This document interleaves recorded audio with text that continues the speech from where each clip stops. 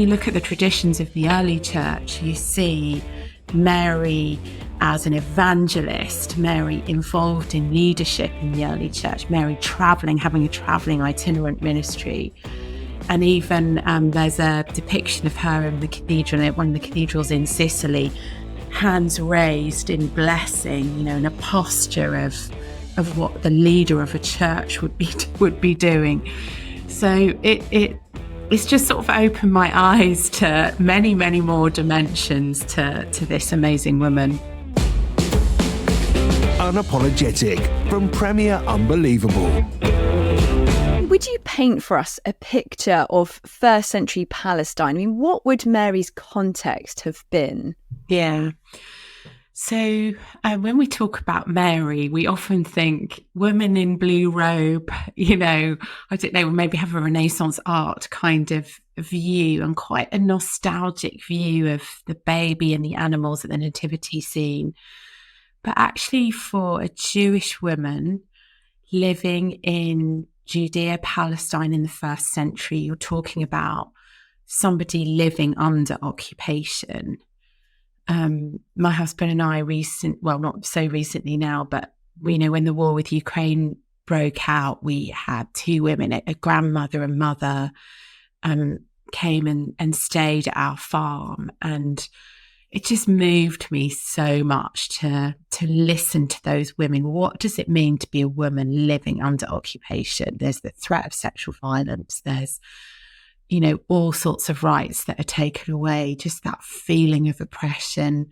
If you have a sense of national identity, that is kind of crushed. So that's the situation for Mary. But then layer on for Mary specifically as well, an overwhelmingly patriarchal society, both the Greco-Roman occupiers who, viewed women as objects, and a woman's testimony had less value in a court of law.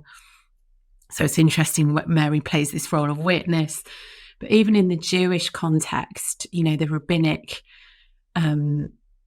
sort of writings of the time give us an insight to the sort of level of sexism in the culture, in the Jewish culture, where, women weren't taught in the same way as men. It was seen as shameful if a woman provided financially for her family or husband. So you're sort of stuck in, I guess, geopolitical occupation, and that entails a level of poverty because your assets are, you're massively overtaxed and all of that. You're living in a situation where you've probably got a fear for your menfolk, what's going to happen to them, are they going to be abused in some way? You're in a patriarchal situation. And then another layer for Mary, an angel appears to her. She's a teenager, a young teenager probably. An angel appears to her and says, Mary, you're going to give birth to a child. He will be Emmanuel, God with us. And she says, how can this be? I'm a virgin. In other words, Mary understood biology. She knew how babies were made. And she is now being invited. She's given a choice to which she says yes. And she knows the cost. We perhaps don't know the cost, to say yes to becoming pregnant outside of marriage with all of those other layers of oppression you're living under. And so in that context, this woman is even more extraordinary. And then further final layer of how amazing it is that we know about Mary is that in no other ancient literature equivalent of the time is the voice of a woman and the perspective of a woman recorded as we have it in this way. So at the beginning of Luke's gospel, we have this detailed account, the conversation between Mary and Gabriel, her interaction with Elizabeth, and then, of course, the Magnificat, this incredible hymn of praise, but also ethical teaching and defiant prophecy in the face of all these levels of injustice. So even just in literary terms, this is fascinating. Even if you have no religious background whatsoever, to have a woman centered in a historic narrative in this way is absolutely extraordinary. And how has the character of Mary traditionally been perceived? You sort of touched on it in a previous episode where you said that when you played the character of Mary as a child, you were completely mute. I mean, is that how she's been perceived, this very quiet, demure? I think so. I mean, I think if you look at the sort of tradition of Christian art, and visual images just have such power, don't they, to shape our subconscious of how we view things. But the vast majority of depictions of Mary through history capture her with a sort of cherubic baby either on the hip or sort of, looking into her face. And so, I mean, I know, I've got 3 children, but the few months when my children were that age are just a tiny snapshot of my life and the person that I am. But within the church, we've kind of distilled who Mary is basically into just that one very static image, often the eyes down. After the Renaissance period, and before the Renaissance, her eyes were often up in art, and that's significant in terms of her engagement with the world. But eyes down, demure, sort of pure, holding this baby. And I think what that has meant is that we've perhaps overlooked how both in Luke and John's Gospel we have this clear depiction of Mary as a disciple of Jesus. So as an older woman traveling, engaging with the teaching of Jesus, and then bearing witness to the details of the cross. And then much later, after the death, resurrection, ascension of Christ, spending time with Luke, rigorous researcher, who carefully investigated all the sources, spending time recounting or recalling, having memorized all sorts of things. That key phrase, Mary treasured these things in her heart. In other words, she memorized them in an oral culture. So I feel like we've had this very reduced perspective on her, and it's actually way more expansive. And then when you look at the traditions of the early church, you see Mary as an evangelist, Mary involved in leadership in the early church, Mary traveling, having a traveling itinerant ministry.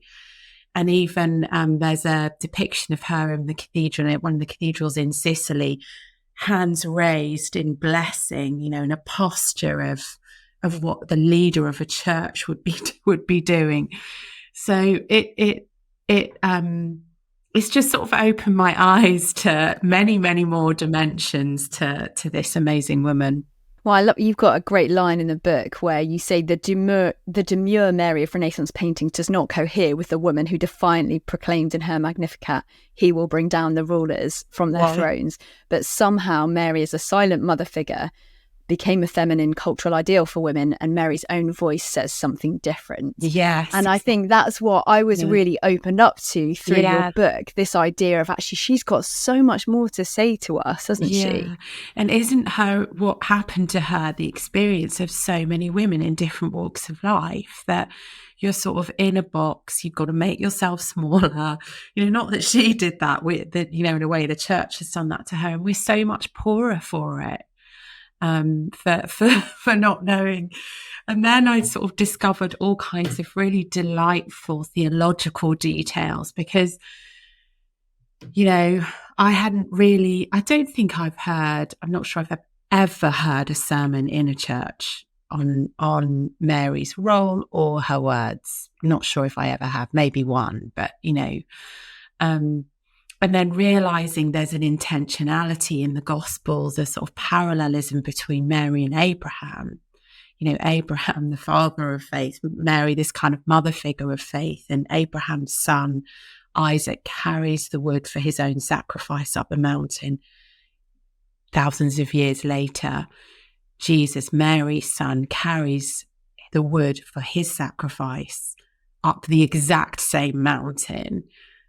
As the lamb that God would provide, that Abraham prophesied. So amazing kind of theological resonance as well with her. Well, and as you say, you sort of looked into lots of different traditions of what people said about Mary. I mean, what do you think is particularly noteworthy about the title given to Mary by the Eastern Church, Theotokos? Yeah. So that was really interesting. That was one of the debates within the church in the early centuries of the church. What would Mary be called? But as you say, Ruth, the Eastern churches called Mary Theotokos, the Mother of God. And they felt in that word, you are summing up the truth of the incarnation, that Jesus is actually God born for us through a woman. And that was not to worship Mary. The Eastern tradition, obviously there's a great respect for Mary, but this isn't about worshipping Mary as a God, but it's about exploring the kind of mind-bending possibility that God became a person in his own image. We're human beings made in the image of God. Jesus is born as Emmanuel, God with us, but through this woman. So an extraordinary title of I guess, authority as well. And I think pointing out her obedience and humility and the massive cost to her to play that role that that would have entailed. You mentioned the impact of the Magnificat when you heard it in a previous episode, when you heard it in an evensong setting. But if people don't know what the Magnificat is, what is it and why is it so significant, do you think? So the word Magnificat is, again, Latin word, and it comes from just magnify. And so the Magnificat is it's recorded for us in Luke's Gospel, and it's the song Mary sings after Gabriel has told her she's going to be the mother of God with us, Emmanuel. And she begins, "My soul magnifies the Lord, and my spirit rejoices in God, my Saviour." So the Magnificat is often sung by choirs. And it has a sort of a cultural reference if you're ever in those sorts of musical circles.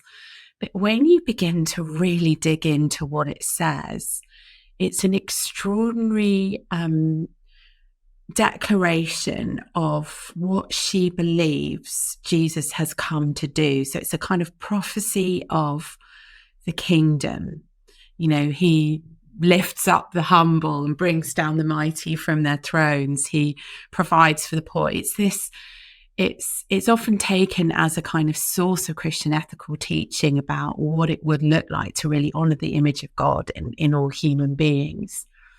But I think in our cultural moment, with all the power discourses that are happening, all this sense of who's got the power dynamic here and how do we really examine power and our use of power, Magnificat is basically doing that. And it's saying Jesus is the key to that. Jesus is the key to justice in this world. Jesus will ultimately be the source of judgment, of injustice in this world. And she draws on all kinds of other Old Testament imagery and references as well, which is interesting because it says, although she wouldn't have had a formal education, she definitely knew the Old Testament. She knew the scriptures. So it's very rich. And so in the book, there's a particular week where we kind of break it down and look at each of the phrases and really dig into what is Mary seeing and saying about Jesus. And by listening to her voice, I guess recapturing a vision of the goodness of the incarnation. I mean, that was one of the things that struck me most in all the crisis in the church that we're in at the moment, all the abuse, all the, rubbish that is happening. And then in the sort of catastrophic injustice around us in our Western cultures, and then global poverty and all the challenges of this world, here is this song of hope that still centers a possibility of goodness and justice and humility, and it's through the voice of this woman, and it feels like a kind of prophetic call. It is time to listen to her. And I in my own life, the time that I was in, I just really needed that hope again. So I pray that this book will be a source of hope, and it's kind of realistic hope, because it's not denying the oppression of misuses of power that Mary knew only too well personally, but it's like eyes up and on to who Jesus is and what he's come to do. I just think we desperately need that right now. Amy, there's a beautiful moment in the book where you talk about your grandfather attending meetings led by Dietrich Bonhoeffer. Yeah. Would you share just a little bit about that, and also what Bonhoeffer thought of the Magnificat? Because he spoke about it as well, didn't he? So for those who don't know, Dietrich Bonhoeffer was a German Lutheran pastor, and in the sort of 1920s and 1930s, as a young pastor, he was gathering university students for table talk and trying to engage, young people caught up in the Enlightenment. And that would have been my grandfather. He once went to one of those, so it sort of has a particular resonance for me. And then as the Nazis sort of gained power in Germany, he realised the church has to resist, and he was part of the confessing church, and he ended up being part of a plot on Hitler's life, and he was actually captured and was hung in prison actually for weeks before the liberation of the camp where he was. It was very tragic. He wrote amazing books like Life Together and books on discipleship, cost of discipleship, but he thought the Magnificat was the most glorious articulation of justice and goodness in this world. And for him, as someone, again, living with that unbelievable kind of political oppression and all the power misuse of the Nazis, he sort of centered the Magnificat. When I discovered that, I just felt, oh my goodness, why didn't I know this before? Didn't he call it the most revolutionary hymn ever sung? Exactly. I mean, it's like, now we know why people aren't listening to this, because it's the most revolutionary song ever written, words ever written. And that's quite a statement, isn't it, to say in the 20th century. So again, I sort of feel like for those of us who've got friends who are on that edge of like can't stand the institutional church and all the sort of obsequiousness to power and, bowing and scraping, this song upends the world, it upends reality if we actually listen to it. And Mary, the Theotokos, the mother of God, the one who God chose to be the primary witness to the incarnation, she thought that was what Jesus had come to do. Amy, you've definitely already touched on this, but why do you think that women played such a key role in the life of Jesus? So I think there are a number of reasons. I think one of the reasons is profoundly theological and like what you might even call ontological, like what being even means. What I mean by that is I was asked a question by a teenager about 5 years ago in a sort of Q&A session saying, if men and women are made equally in the image of God, why did God come as a man? And it's a massive question, isn't it? Is the Christian faith really sort of centering men, not women? And I was able to say to that young person in that moment, in the Bible, it does say men and women are made in the image of God, Genesis 1:27. And then, we go through Genesis 3 and you have the fall of humanity. And in God's interaction with the man and the woman after sin has entered the world, the first messianic promise of the Bible is given to the woman, not the man. And God says to Eve, your seed will crush the serpent's head. Now, usually, even in our world, but certainly in the ancient world, people thought of children as progeny, the seed of the man, the man's line, as it were. So God is saying a woman's seed is going to crush the serpent's head.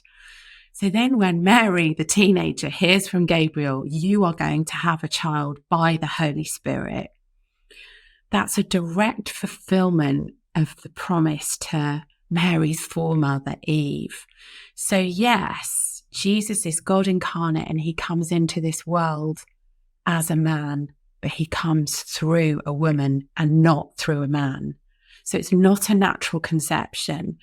A woman is uniquely involved in the incarnation, and a man is uniquely involved in the incarnation because Jesus comes as a man. So I think we see this really beautiful picture of what it means to be human and the image of God. So I think there are theological reasons. Then I think there are evidential reasons. Jesus centered women as the key witnesses to the incarnation, Mary, the crucifixion. The male disciples deserted Jesus. All four gospel accounts tell us that, apart from John. So you've got one man there standing far off, though, according to one of the accounts. So the details of the crucifixion of Jesus are witnessed by women. We only know them because of the testimony of women. So if we're not prepared to be taught by women, we've got a bit of a problem with the cross. That's another story. Same with the resurrection. The first people at the empty tomb are the women. Now, in that cultural context, if you were to position women in that way as witnesses, you'd be mad, because their testimony was not seen as having equal value in a court or in any literature. So by doing this, it actually becomes a form of evidence that the accounts are true, because no sane person would position women in this way in the narratives. There's kind of evidential reason. And then I think it is also kind of a fulfillment of Mary's proclamation about what Jesus has come to do. He's come to lift the humble and bring down the mighty.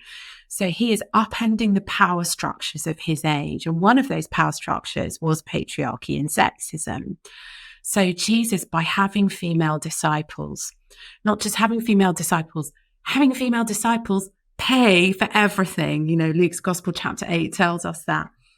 By doing that, Jesus is showing us the kind of revolutionary nature of what he's come to do. So there's a sort of justice element, an evidential element, and a theological element. And I, for one, just feel so encouraged when, I was talking in our first episode, Ruth, about when you were asking me about, preaching and how I'd never seen it. I've never seen a woman do it, and how seeing something as possible just makes such a massive difference. So I think Jesus does this and centers women in the way that he does for all the reasons I've given, whatever, evidential, historical, theological, but also because he loves women and he wants us to be able to read ourselves into the narrative of Scripture as well as men. We're not excluded, we're included. We're not just included, we're centered. And that is amazing for women. And it's also amazing for men who love women. Any man who's got a mother, that's every man. Any man who's got a sister or a daughter or, a wife or a girlfriend or a friend who needs to know that justice matters and women matter. This is what we see. Amy, just as we come to the end of this episode, this was like a massive question to end the episode on. Why did God pick Mary? Yeah, that is such a hard question, Ruth, because on one level, of course, we don't know. But I think the implication of her statement, God has been mindful of the humble state of your servant. Her statement, I think, speaks to it. God chose someone who was the most insignificant in the eyes of the world. So obviously a woman, and that fulfills the prophecy to Eve.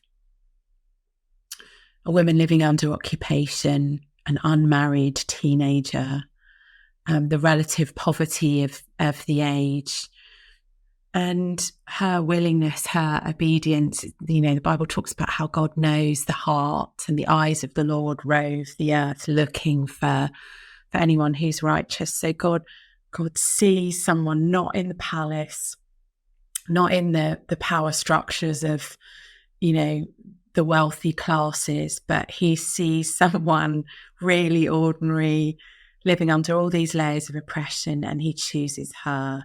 So I don't know why her specifically, because obviously there would be quite a few people who fit into that category, but I think all of those things about her are really significant. And that says something about us, about who can be included and what we don't have to be and what we don't have to do to receive the love and mercy of God. It says something about who's included and excluded. No one is excluded. And I think Mary's voice just really, focuses on that truth, and that's really beautiful. Unapologetic from Premier Unbelievable. For more shows, resources and our newsletter, visit premierunbelievable.com.